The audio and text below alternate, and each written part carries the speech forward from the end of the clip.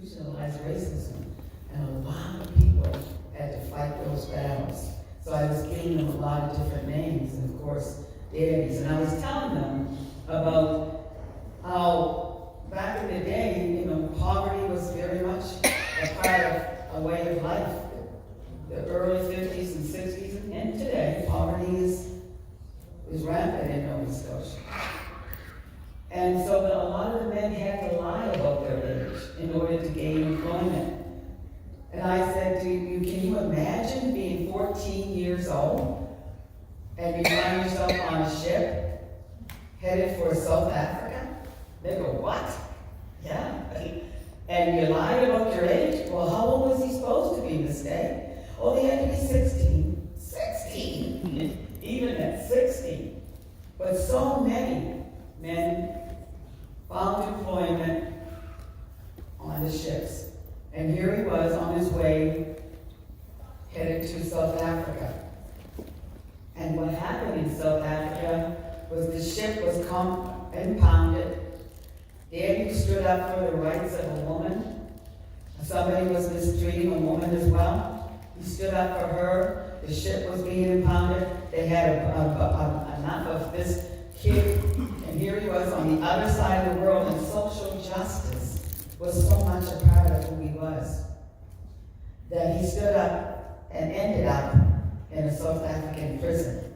So when I think about, we looked at Nelson Mandela, who 27, 29 years was imprisoned in a South African prison, and then I thought, my goodness, my father was in one of those South African prisons, and he was only 14 years old on the other side of the world.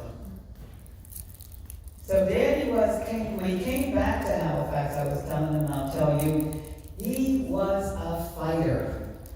He was not always calm, cool, and collected. Him and his brother Percy were fighters. They were street fighters. If a fight was going down, often they were involved in it. He would often say, well, we were fighting for the right reasons. But everybody knew, oh my God, what happened now? Well, Buddy and Percy Daye. And Buddy and Percy Daye.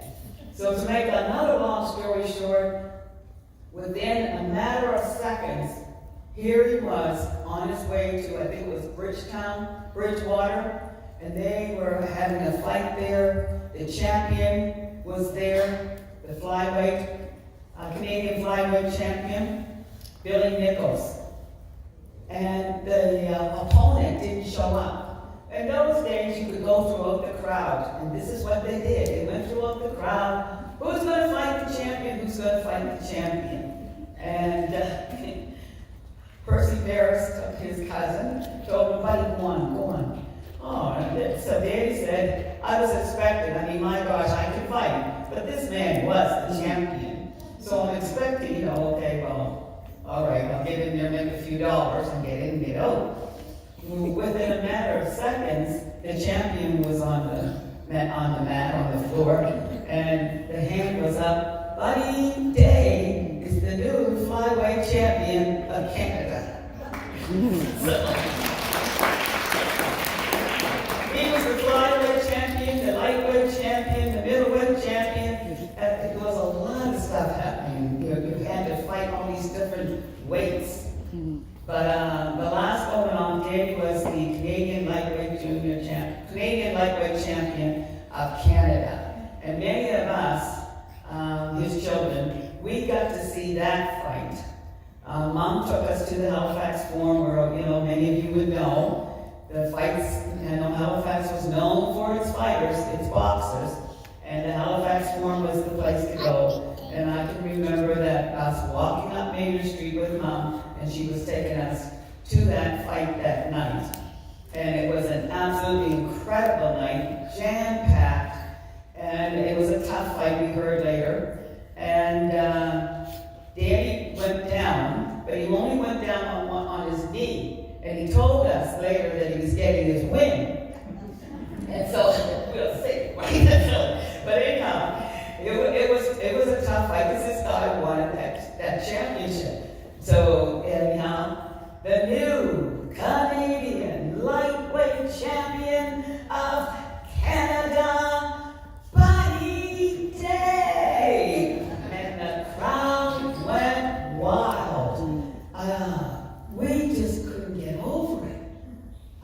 the crowd went, wow, they never seen anything like this as kids, right? And they had Daddy on their shoulders, and they were taking him, and we couldn't get to him. We were up in the stands, and Daddy was on their shoulders, and we were trying to get to the dressing room. We couldn't get in the dressing room. We had to wait outside, and it was all kinds of excitement. And we kids, we used to stand on the steps when Daddy would come in the house from a fight. When Daddy would come in the house, we would line ourselves up on the steps, and we had made up songs. We were always making up songs. But we would make up songs, and we would have these songs to sing when Daddy came in the house from a fight. So the years went by, and boxing was his greatest thing. But Daddy said, I love the ring, and I love boxing, but there was far more to it than what was happening in the ring, and I truly didn't understand the course of my life until I started getting actively involved in the civil rights and the human rights movement and equality. Inside the ring or outside the ring, Delmore Daye had always found a way to win. He was a national boxing champion, a man who rose to fame on the strength of his knockout punch. That's 88 fights, 81 wins, and 77 knockouts, and 22 of them were in the first round. Daye was one of the first boxers to challenge the notion that black fighters should not take top billings or get paid. His greatest victories came from a bigger arena, however. As a hard-working human rights activist and role model, Daye was at the center of a lifelong battle against injustice, fighting poverty, and breaking racial barriers. I took down some quotes just to share, and then Otis has a tremendous presentation that he's going to share with you as well. He says that it used to be that the ultimate for a black man was to become a porter on the trains. He says, I tried that and I found it degrading not to be a porter, because you could be a porter with the greatest respect, but to learn that no matter how well I shined somebody's shoes and made the beds, I could never aspire to become a conductor.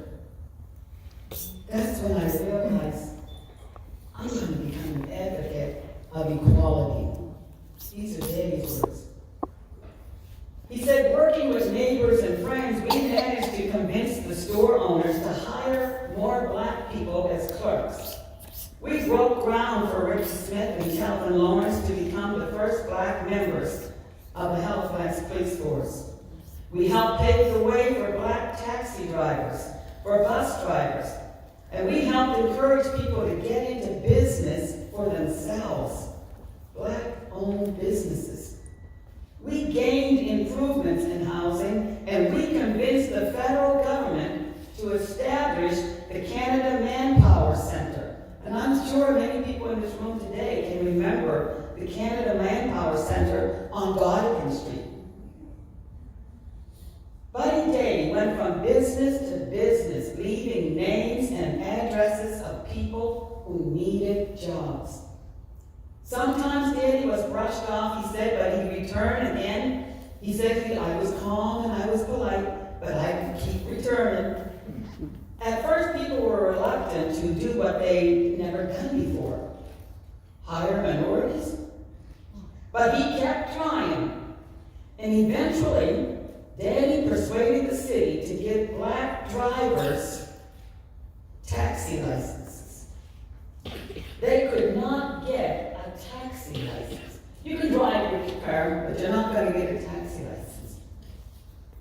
So he was instrumental in so many things, in getting the first black employees in the shops on Deacon Street.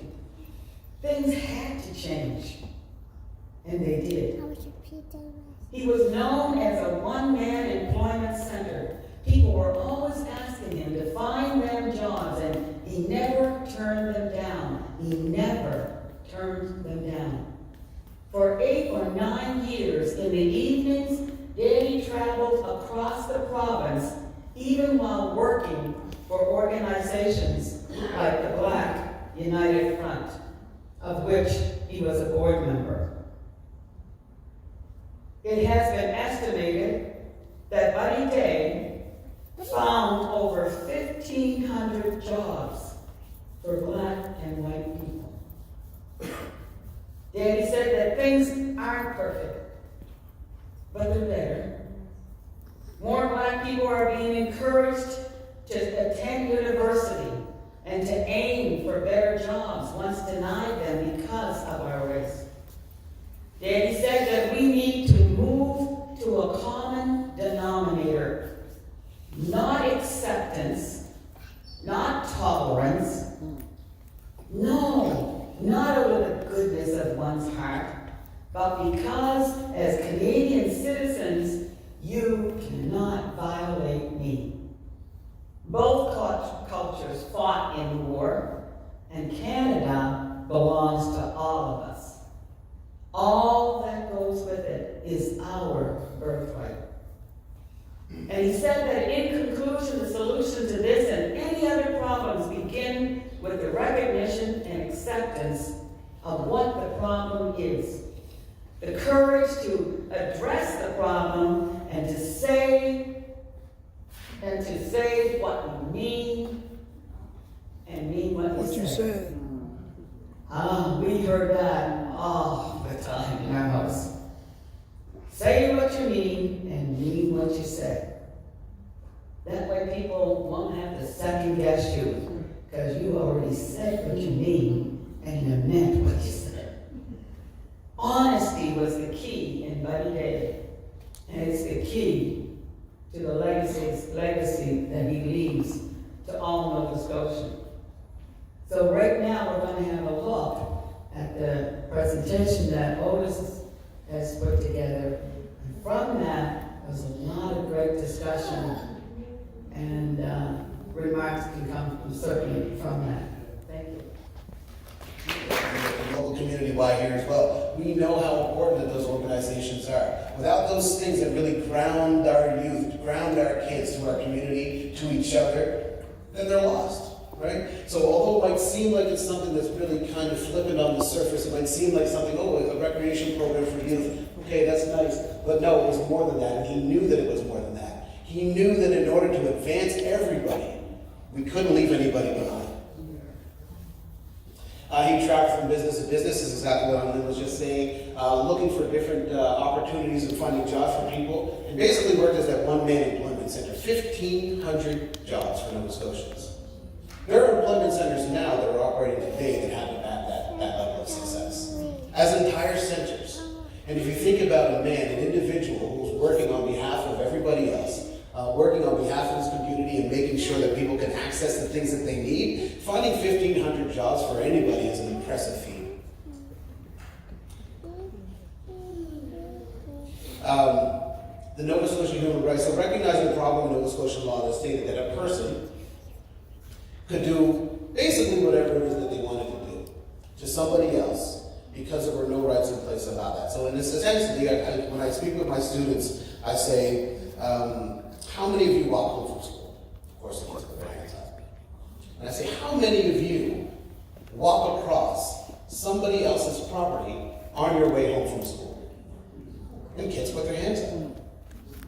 And if you think about it, at that time, because there were no laws in place to protect those individuals, anybody who had seen a child walking across somebody else's lawn or walking across their lawn, if they had any type of racial prejudice or bias, they could do and they could say whatever it is that they wanted to these kids, or anybody.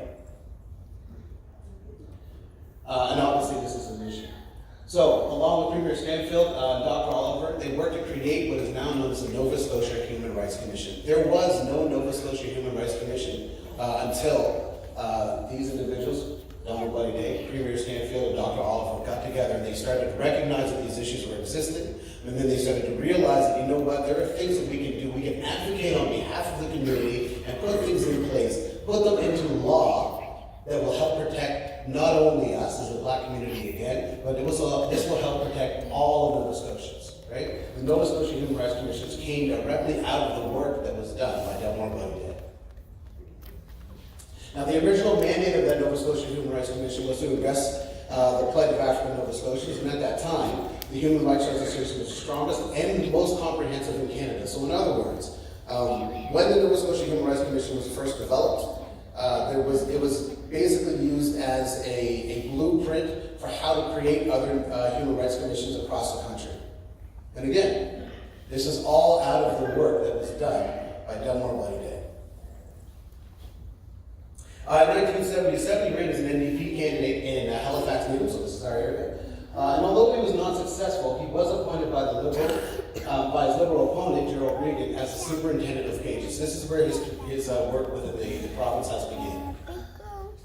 Now, this position later morphed into the Director of Legislative Affairs, and then by 1990, he became the first Black Sergeant of Arms in Canada.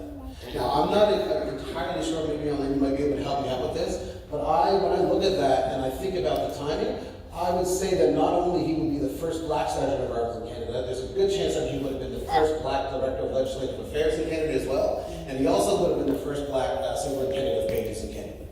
Right? But because the Sergeant of Arms of those three positions would be the most prestigious, that is one that he often gets credit for. But when you think about it, right, there's a really good chance. The superintendent of pages. There weren't any others. Right. Right. Then he became the Director of Legislative Affairs. And then he was appointed the Sergeant at Arms in the House of Assembly. So all of this was happening. All of this was happening over a period of time. And while I do have the mic, I wanted to try to just introduce a little because the Human Rights Commission, that is a big, big deal, right? Because we didn't have any teeth, we didn't have any. And we're fortunate tonight, and I don't mean to single my sister out, but we have Dr. Carolyn Thomas here tonight. This young lady, and I call her young lady, but Carolyn Thomas, would you stand for a moment so we can know and pay tribute to you? Because when you talk about the Nova Scotia Human Rights Commission, you have to mention Carolyn Thomas. This lady knows the history of the implementation of the Nova Scotia Human Rights Commission, and Dr. George McCurdy, the first Executive Director, how we were able to bring Dr. McCurdy to Nova Scotia from Ontario and get this whole thing lined up. It was a lot of work over the years to implement something as important with that teeth, as David would say, in it, the Nova Scotia Human Rights Commission.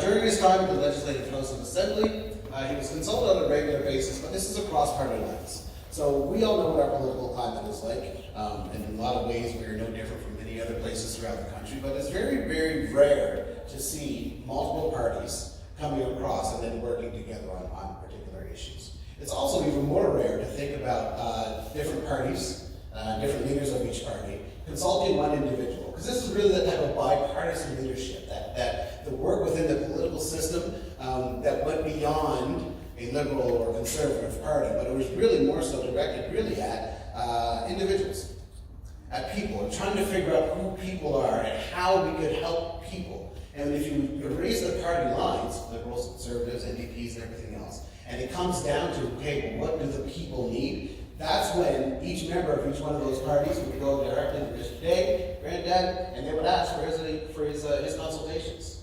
Liberals, conservatives, and NDP members would also seek his advice on a variety of matters, especially those that impacted the rights of Nova Scotians. So, of course, there's going to be things around finances and economics and those things. So those will come up as well. But particularly those things, the issues that happened that impacted Nova Scotians, their daily lives, their jobs, their education, all of those things. Those are the areas that all these different members would come and seek his consultations. In 1989, the Minister of Advanced Education and Job Training, Joel R. Matheson, expressed concerns over the composition of the graduating students of the then Deputy Minister, Joe Clark. Now, those concerns are unfortunately some of the still concerns that we see now also in the school system. So a lot of the things that we see now are some of the same concerns that were coming up at the time. And Matheson sought out, again, Granddad's leadership and advice in addressing those issues. So what do we do? Right? How do we do this? What is this going to look like? What are some of the strategies? What's the plan? How do we move forward? How can we get our students, at this time, particularly students of African descent, how can we get these students to be more successful? And what are the things that we can put in place to make sure that what they are doing is setting them up for success in the future? So, along with 12 other African Nova Scotian educators, they formed what was known as the Black Learners Advisory Committee, or BLAC. And that's created, it was again known as the BLAC Report. Now I want to pause for a second and just mention a little bit around the BLAC Report, because what I do now within the school system, the job that I hold, I'm called a student equity consultant. The former name of the student equity consultants was RCH consultant, so race relations, cross-cultural understanding, and human rights consultant. I do this work for the school board, and I work for I work in all 134 schools. That position that I now hold came directly out of the recommendations from the BLAC Report. Some of you will also know that in our schools we have what's known as the African Nova Scotia support workers. Different individuals will go in and make sure that all of our students are being supported in the things that they're getting in terms of education is equitable, that it's fair, when there's issues and things that are coming up, motivation, all of those things. That's the work of the African Nova Scotia support workers. That again is another position that came directly out of the BLAC Report. The BLAC Report to many is considered the single most important document that looks at the strengths and challenges of Black learners in this province. So much so that now, if you were to go into education, if you were to take a course at St. Yvette's or Mount St. Vincent, one of the first documents that you're going to read is the BLAC Report. And the BLAC Report really outlines what the challenges are, what the strengths are, what the needs are, and there are still things that are outlined within the BLAC Report that we still now, this is almost 30 years? More than 30 years. More than 30 years. More than 30 years, right? More than 30 years later, we're still having implemented all of the recommendations that were put into the BLAC Report. Without his leadership, guidance, and advice, the Black Learners Advisory Committee would not have been established.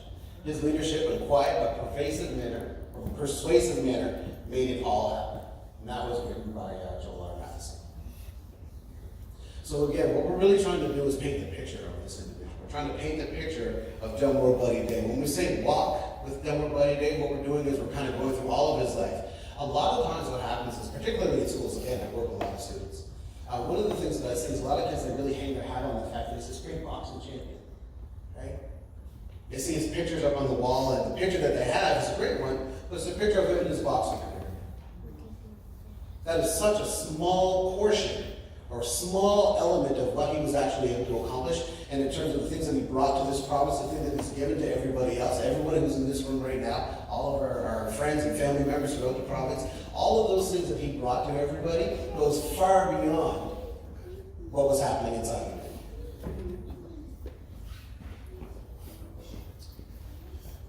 He was also a recipient of the Confederation of Canada Centennial Medal. He officially earned the title of Esquire after being honored by the Privy Council of Canada. He was a community activist, a leader, a mentor, a friend. Delmore Buddy Daye is an example of Nova Scotian excellence. Notice I said Nova Scotian excellence. He's not an example of Black excellence, of course he is, but he is an example of Nova Scotian excellence. It transcends color, it transcends race, it transcends cultures. Right? There are newcomers in the room also being able to appreciate some of the things that he's done, some of the barriers that have been broken down through the work that Delmore Buddy Daye has done. Right, let me skip over this.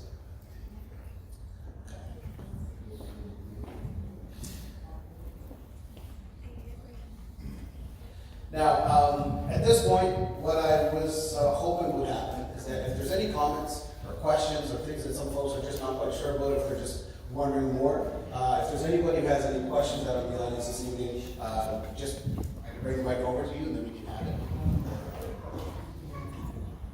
it. He tells us that I guess I can go back, Beatrice, is I served on the school board, And I remember in the early years of serving on the board, we were going to do media, they were training us in media training, right? And we were taking this workshop in media training. And there was a journalist there, his name was Blaine Henshaw. And Blaine said, and I said my name, Blaine said, I want to talk to you afterwards. And he told me about his work at the province house and all the many journalists that were always in the province house and always in his office. And he said, you need to write a story. And I said, yeah, I'm trying to find somebody to write a story. He said, did you ever think it's supposed to be you? I said, no, I've never written a book before. I didn't think that I could do that or I knew anything about it, but the book is ready and right now it's going to be published and edited, and it's gone to the DVD LI Center now for publication. But what I'm getting at is that Blaine had asked him, he told Blaine that I want to write my story. You need to write your story, but Daddy was sick. So he said, I want to try to get this done, but I don't know just where to start. So Blaine said, you would start at your highest or your lowest point in life. And he said, Melinda, what do you think? And I just sort of thought, oh, well, he'll start at the highest one. When he was the champion, or when he was the... And he said, oh, I'd start. Daddy's response was, he said, oh, I'd start at the lowest point in my life. So that's where I started. And what would that be? When I was in that South African prison. I went, wow. The lowest point in my life was when I was a kid on the other side of the world in a South African prison for several months. Yeah, so... And it was a very good friend, he was on the ship too, and they became very lifelong friends. His very good friend, Murray Sleep, was on that ship. Daddy was the only black person on the ship. So he endured a lot of racism on the ship. But Murray helped him a great deal, and he used to push food in through the window. Sugar cubes. Yeah, sugar cubes to Daddy. To help sustain him, and right up until the time of his death, they were closer than brothers, his closest brothers. So the whole ship. He eventually came back to Halifax, Nova Scotia, and he said that's when he came back, and he tried to get into the railroad. He was on the railroad for quite a while, but. He said that didn't work out for him because you heard me say earlier that just wasn't what Daddy was meant to do. So he was on the trains, but that wasn't what he was meant to do. And eventually he got into fighting, and not only on the streets, but especially in the ring, and his life took off from there. And part of the reason that they weren't able to keep him in the prison cells in South Africa is because when he was arrested, there weren't any charges laid. So he himself was arrested without having any charges, but also the ship that they were traveling on, that ship was arrested itself. So that could have been for a number of reasons, taxes or whatever was happening, for whatever reason that they would detain the ship. But over the course of those months while he was in South African prison, surrounded on sugar cubes, because there weren't any actual formal charges, and then because the ship was released from its detainment, and he was able to leave, go back. Lynn?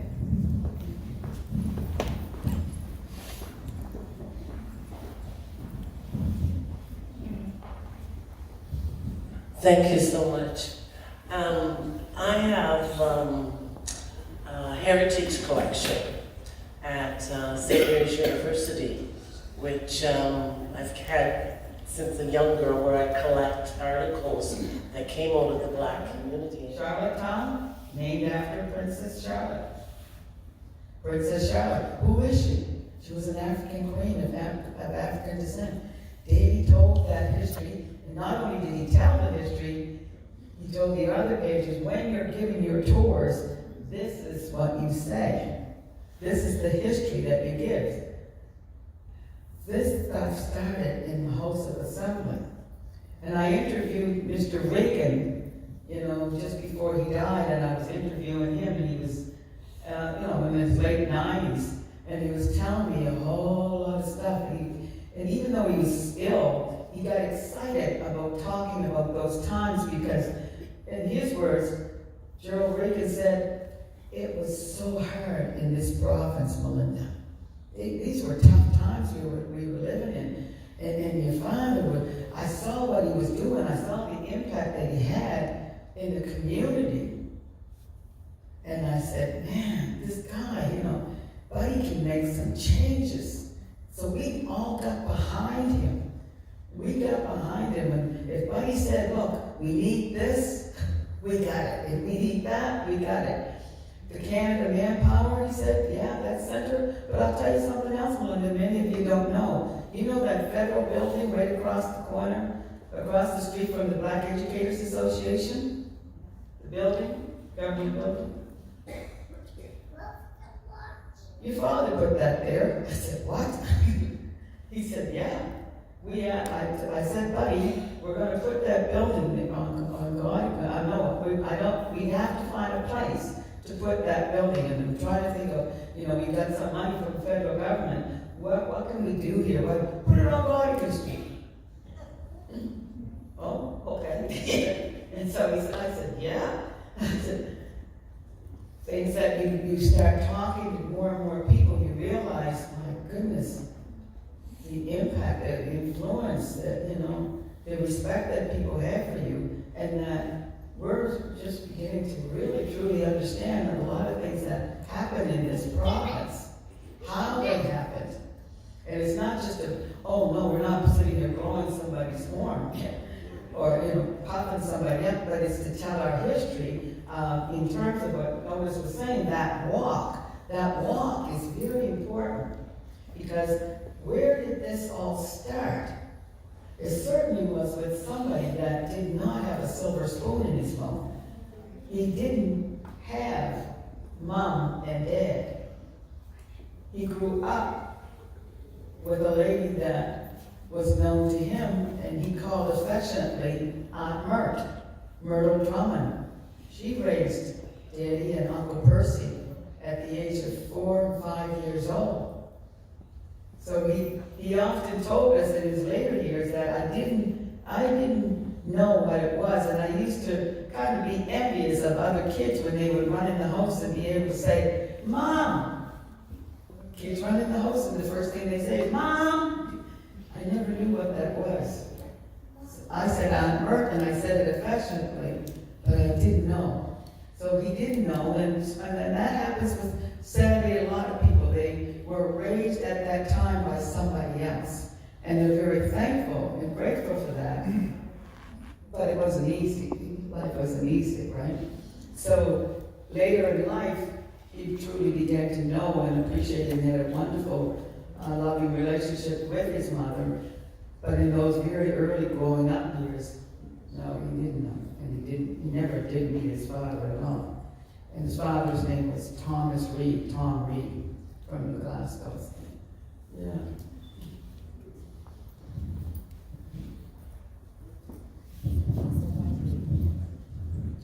Is there anybody else who had a comment or question, something they'd like to clarify, stories, anecdotes, anything like that? See love, we didn't see affection, we didn't see compassion, we didn't see empathy, we didn't see genuine care, right? Between a husband and wife, that we see between granddad and nephew. There was never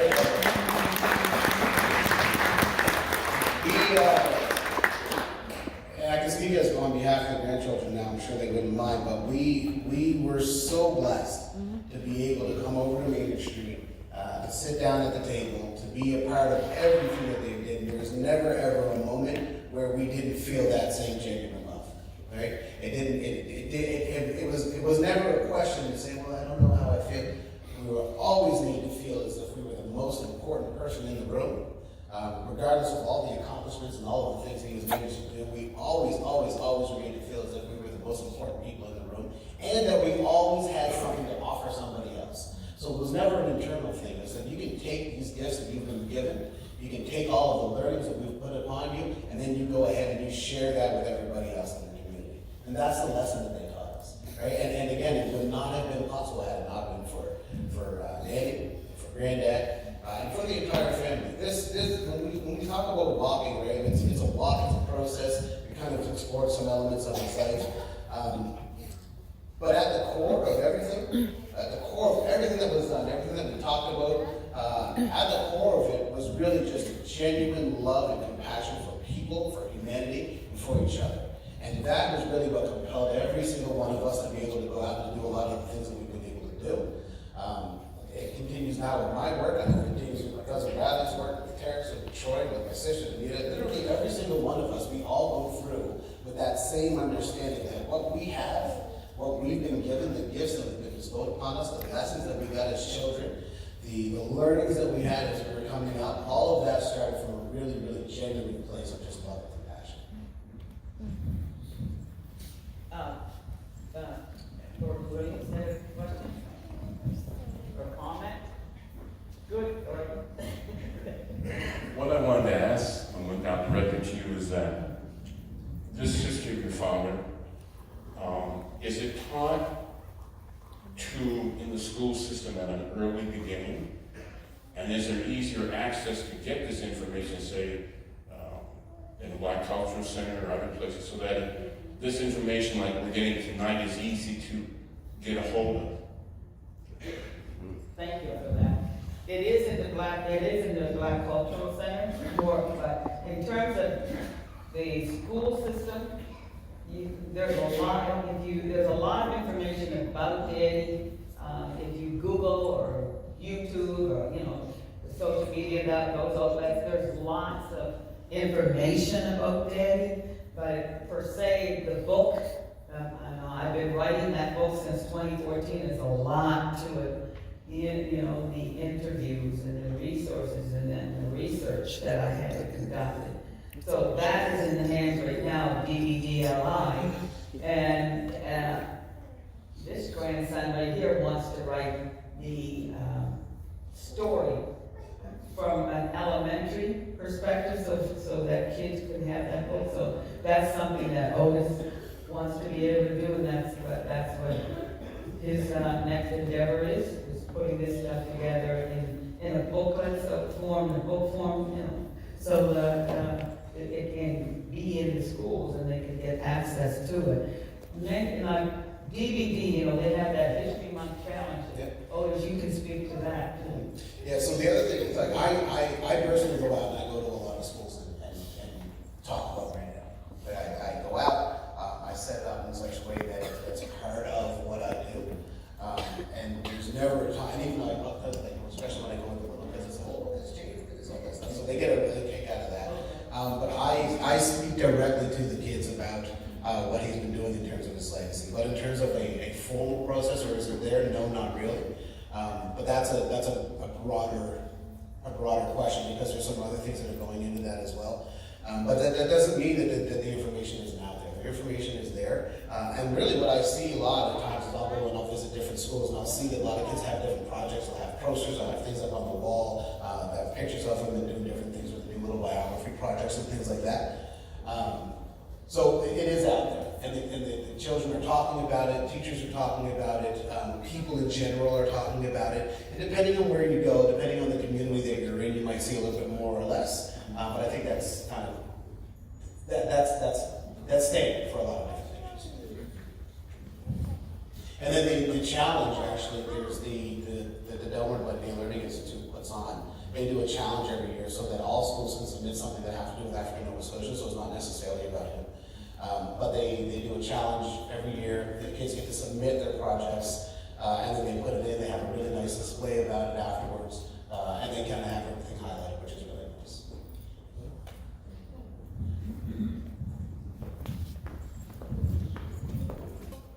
I really wanted to come up here or stand and say congratulations and thank you. I think that what has happened tonight is, as many would say, long overdue. We need to know who this giant was. A lot of times we start giving the history and it starts with us. Well, it didn't start with us. We stand on the shoulders of giants, male and female, and in this case, Buddy Daye. As I listened and I watched tonight, there were times that I felt like I just wanted to shout. There were times that I wanted to clap and I'm saying, why are we so quiet? Yeah. And there were times when I wanted to say amen. Yeah. Because I knew Buddy Daye. Yeah. And there were many times at the Nova Scotia Human Rights Commission when Buddy Daye would be coming from the places that you spoke of, and somebody at the front desk would call in and say, Ms. Thomas, Mr. Daye is here, and he has someone with him. And I'd say, just tell him, come on down. And he would come in with somebody that he picked up along the way, and Irving can relate to that, as others, and he would say, Carolyn, boy, we got to get a job for this guy. We got to do something. That was his way of saying, and he didn't take no for an answer. We had to do something, and we were willing to do something. George McCurdy was a giant, and he worked closely with Buddy Daye. You know that when Mr. Daye came through the doors of the Human Rights Commission, he was on a mission. And there were many times he would say, we've been in the trenches together. There were times when he would say, I got these kids in the city, but some of them, or most of them, have never been to the country. We got to get a bus, and we got to bring them all out there, and they got to be able to run through the fields, and they've got to be able. He was some kind of man, and he wasn't looking as today we're looking for money, pay me for this, pay me for that. But Buddy Daye was a humble human being who was interested in the plight and the lives of many. And if the truth be known, there are many who have retired from their jobs and can say thank you to Mr. Buddy Daye for the pension that they are getting every month. There are many times, many things that could be done. I just want to say, just keep on. There's no time for jealousy, because for anyone who has played a role, they have a right to be honored and commended. And certainly this man.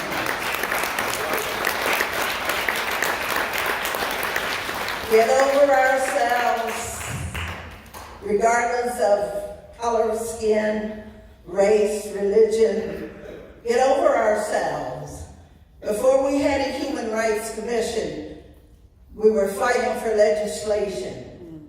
We were running to hotels and motels and places and we were lining up, black couple, white couple, doing test cases. A lot of things led us to where we are today. So my hat goes off. He was my friend. He was a mentor.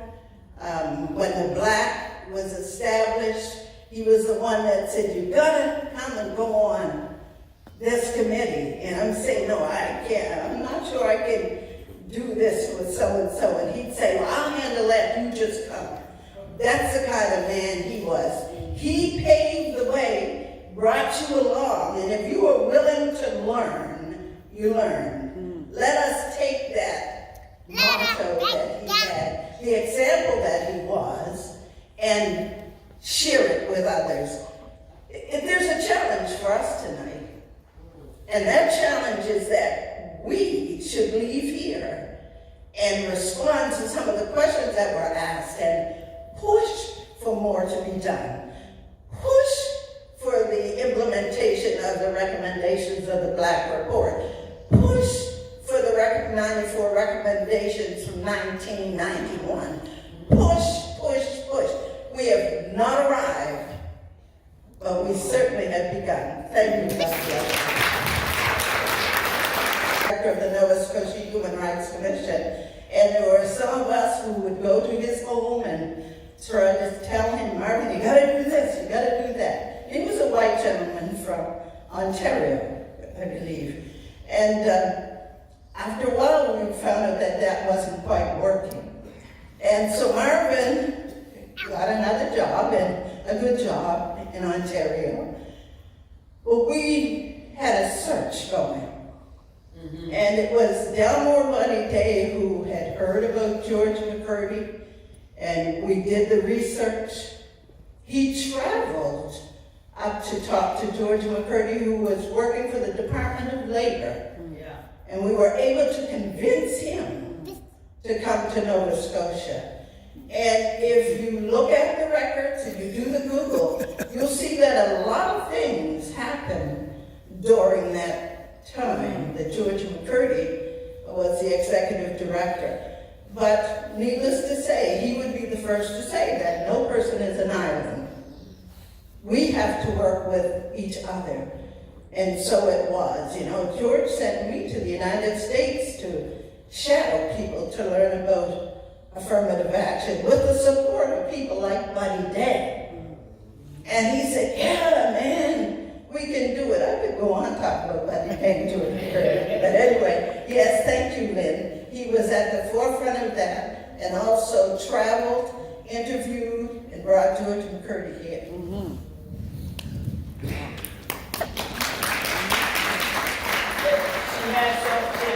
Carolyn has a wealth of knowledge, experience, the history. I would, she spoke about the testers.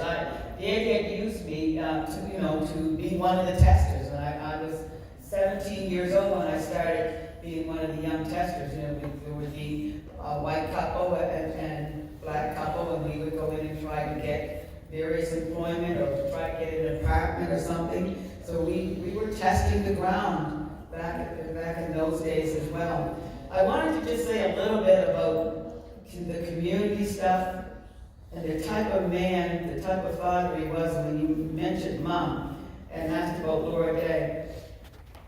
Daddy had such an impact in the home and in the community. I mean, here was Mom and Daddy with 9 children. And we never felt that we were left out. We never felt left behind or he wasn't there for us. It just didn't happen. It didn't happen. Mom, we always said the 2 names together, Mom and Daddy. Mom and Daddy, Mom and Daddy, Mom and Daddy. And the community youth, it seemed the community youth meant so much to him as well. So many of the community youth to this day call him Uncle Bud, Uncle Buddy. That's the impact that he had, the feeling of love and respect that so many people had. So many times the phone would ring all hours of the night. It didn't matter. Friday, Saturday nights, that's when the phone especially would ring. And it would ring late at night. It would be some mother on the other end. Buddy, it's me, it's so-and-so, so-and-so. They got my son tonight, he's been arrested, so Buddy, will you go see about him? Buddy, will you go? The phone rang regularly for years. The phone would ring. Danny would say, yeah. He'd get up, get himself dressed. My mom would come in the room. And I have to tell you, it's because I'm the oldest that these things, a lot of things that I especially know or experience, but I know all my brothers and sisters had so many memories of various things that we've all done with and for Daddy. But I remember Mom coming in the room and telling me, Lynn, get dressed and go with your father. And we would go down to back of the station. You ring this bell, and I could hear the police officer saying, who is it? And somebody said, it's Buddy, let him in. Daddy had that trench coat on. Daddy would go in.